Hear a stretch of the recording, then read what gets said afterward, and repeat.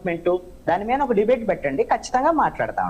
ఇప్పుడు మనం మాట్లాడుకుంటుంది యువత వాళ్ళకి ఇచ్చినటువంటి సందేశం, పవన్ కళ్యాణ్ ఇచ్చినటువంటి సందేశం. పవన్ కళ్యాణ్ ఏం మారాడు, ఎలా మారాడు, ఈయన దగ్గర నుంచి చూసాడా కృష్ణాంజనేయులు అని సౌజన్య గారు అంటున్నారు. దగ్గర నుండి చూడాల్సినటువంటి అవసరం ఏంది? రోజుకో మాట మాట్లాడేటప్పుడు ఆయన మారినటువంటి విషయం ప్రపంచానికి తెలుస్తుంటే కృష్ణాంజనేయులకు తెలియాల్సినటువంటి అవసరం ఏముంది? మీకు ఒక విషయం చెప్తాను. ఈ జనసేన పార్టీ ఎన్నికల కమిషన్ కి ఇచ్చినటువంటి పార్టీ కాన్స్టిట్యూషన్ లో రాసినటువంటి అంశం ఏంటి అని అంటే, సెక్యులర్ అండ్ సోషలిస్ట్ భావజాలంతో మా పార్టీని నడుపుతాం అని రాసి. ఈయనేం చెప్తాడు? పవన్ కళ్యాణ్ వెళ్ళి వారాహి డిక్లరేషన్ అని అక్కడికి వెళ్ళి సనాతనిగా మారితే నువ్వు ఎవరికి అభ్యంతరం లేదు. ఏం మాట్లాడుతున్నాడు?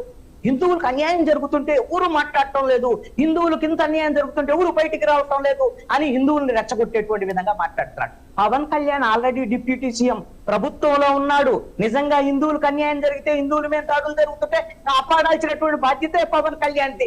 అది వదిలిపెట్టి మీరు అందరూ రోడ్డు మీదకి ఎందుకు రావట్లేదు అని ఆయనే రెచ్చగొట్టేటువంటి విధంగా మాట్లాడుతున్నాడంటే, ఇంతకన్నా ఏమైనా సరే మతపరమైనటువంటి అంశాల మీద ఇట్లా ఘర్షణలు పెట్టేటువంటి ధోరణిలో ఎంత బీజేపీకి మీరు వంతబడేటువంటి పరిస్థితులు మీరు దిగజారినా జనం మధ్య ఎందుకంటే ఇలాంటివి పెట్టడం? ఇంకొకటి మీరు ఒక అంశం చెబుతాను. ఇందాక మాధవ్ రెడ్డి గారు చెప్పారు, ఆయన తెలంగాణలో ఉంటారు కాబట్టి ఓకే, మీకు ఇక్కడ ఆంధ్రప్రదేశ్ లో పరిస్థితులన్నీ తర్వాత మీకు అర్థమవుతాయి. కానీ నేను ఒకటి అడుగుతాను. సనాతన ధర్మ కర్తగా ఆయన మా ఇప్పుడు ఎక్కడైతే నెయ్యి కల్తీ జరిగితే ప్రశ్నించాడు, ఆ కేంద్రంలో ఉన్నటువంటి ఒక సనాతన బోర్డుని ఏర్పాటు చేయాలి అడిగాడు పవన్ కళ్యాణ్ అని అన్నాడు. ఓకే, మరి సనాతన ధర్మానికి అక్కడేదో నెయ్యి కల్తీ జరిగితే మరి అన్యాయం జరిగింది అది ఇదని చెప్పాడు. ఓకే, మరి అయోధ్యలో మరి విరాళాలకు సంబంధించినటువంటి మొత్తము చేసినటువంటి పరిస్థితి ఉంటే ఏం విరాళాల మీద మాట్లాడటానికి ఏమి పవన్ కళ్యాణ్ నోరు మోకపోయింది ఎందుకు? అది వాళ్ళు అక్కడ మరి రామాలయం ఏమి హిందూ ధర్మానికి సంబంధించింది కాదా, అని సనాతనానికి సంబంధించినటువంటి వ్యవహారం కాదా? ఏదో సనాతనం అంట దాన్ని మన యొక్క జీవన విధానం దాన్ని పాటించాలి అని చెబుతాం. అంటే పాత పద్ధతుల్లో ఇంతకు ముందు ఒక భర్త చనిపోతే భార్యని చితులో పెట్టి తగలబెట్టేవాళ్ళు. అలాంటి సతీ సాగమనం ఉంది. మరి అది ఒక పెద్ద ధర్మం కింద అప్పుడు ప్రచారం చేశారు. ఇప్పుడు కూడా మరి దాటిని పాటిస్తామా?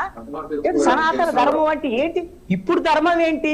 ఇప్పుడు యువత దేని గురించి పోట్లాడుతున్నారు, దేని గురించి చేస్తున్నారు? ఇవి లేవు మీ దగ్గర. ఇందాకేం చెప్తున్నారు మాధవరెడ్డి గారు? ఎవరో అధికారులు తప్పు చేస్తేట ఎవరు నరేంద్ర మోడీ చెబుతాడా, ప్రభుత్వం చెప్తాడా నువ్వు పేపర్ లీక్ చేయమని? అంటే పదే పదే పేపర్ లీక్ అవుతుంటే నువ్వు దాన్ని అదుపు చేయలేకపోతున్నావు అని అంటే నువ్వు దాన్ని ప్రోత్సహిస్తున్నట్టా, లేకపోతే నీ చేతకాంతనమా? ఎవరు ప్రోత్సహించారండి అంజనేయులు గారు? ఎవరు ప్రోత్సహించరు. మా ఇంటెన్షన్ ఏంటి అంటే ఎవరు కూడా మినిస్ట్రీస్ చెప్పరు అన్న ఇంటెన్షన్ అక్కడ. మీకు పవన్ కళ్యాణ్ ఇంకొక విషయం కూడా చెప్పాడు. జన సైనికులు ఎక్కడైనా సరే విని పద్ధతి ప్రకారంగా వ్యవహరించడానికి కూడా నేను ఒక ప్రెస్ నోట్ రిలీజ్ చేశాడు. మీరు కూడా చూశారు. అందుకని మీరు మాట్లాడినప్పుడు అన్ని కూడా మీరు సుభాషితాలని నేను వినలా. మీరు మాట్లాడిన అన్ని కరెక్ట్ అని కాదు. మీరు మాట్లాడేది మీ అభిప్రాయం, మీరు చెప్తారు. మా అభిప్రాయం నేను చెప్తాను. మీ అభిప్రాయం మీరు చెప్పానే సుభాషితాలు ఏం కాదండి. మీరు చెప్పానే సుభాషితాలు కాదు. పవన్ కళ్యాణ్ చేసేటువంటి వ్యవహారాలని ఈ రోజున ప్రజలు తిరస్కరించేటువంటి పరిస్థితులు వస్తే మీకే నష్టం, అంటే మాకు నష్టం వస్తే మేము చూసుకుంటాం అని సౌజన్య గారు అంట. ఎవరు కాదన్నారు? మీరు చెబుతారు. పవన్ కళ్యాణ్ ఏం చెప్పాడు? ఇంత మీరు రాజకీయాల్లోకి వచ్చినప్పుడు జీరో బడ్జెట్ పాలిటిక్స్, అసలు డబ్బులు అవసరం లేదు, డబ్బులు నేను రాజకీయాలు చేయాలనుకుంటున్నాను అని చెప్పాడు. మొన్న ఎన్నికల్లో 21 మంది పోటీ చేశారు. ఎట్లా పోటీ చేశారు? ఎంత డబ్బులు పంచారు? ఏం చేశారు? ఇప్పుడు మీ ఎమ్మెల్యేల పరిస్థితి ఏంది? మీ ఎమ్మెల్యేల మీద ఎంత అవినీతికి సంబంధించినటువంటి ఆరోపణలు వస్తున్నాయి. పవన్ కళ్యాణ్ సీరియస్ అయినటువంటి పరిస్థితులు కూడా ఉన్నాయి కదా. అందుకని మీరు అందరు రాజకీయాల లాగానే మీ రంగు కూడా మారుతుంది, మీకున్నటువంటి ప్రత్యేకత పోతుంది అనేటువంటి విషయాన్ని బయట ఉండి గమనించినటువంటి వ్యక్తిగా నేను మీకు సూచనలు చేస్తున్నా. అది వినము అని పవన్ కళ్యాణ్ నరేంద్ర మోడీ ఒకటి చెప్పండి కృష్ణ.